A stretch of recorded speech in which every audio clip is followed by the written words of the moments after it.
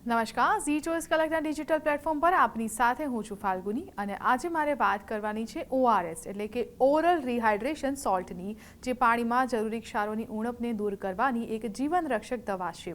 Diarrhoea, ઉલટી, dehydration જેવા કેસમાં ORS લેવાની ડૉક્ટર સલાહ આપતા હોય છે, પરંતુ તેનું સેવન કરતાં પહેલાં સાવધાન રહેવું ખૂબ જ જરૂરી છે, કારણ કે બજારમાં ભળતા નામ કે ફોર્મ્યુલાવાળા પદાર્થો પણ મળી રહ્યા છે. એટલે જ્યારે તમે ORS ખરીદો ત્યારે WHO રેકમેન્ડેડ ફોર્મ્યુલા જેના નામ પર લખેલું હોય એવું જ ખરીદો. અસલી ORSનું વેચાણ દવાની શ્રેણીમાં કરવામાં આવે છે, જેથી તેના પર ઉત્પાદન લાયસન્સ નંબર પણ હોય છે. તેમાં સોડિયમ, પોટેશિયમ ક્લોરાઇડ અને સાકરનું યોગ્ય વૈજ્ઞાનિક પ્રમાણ હોય છે.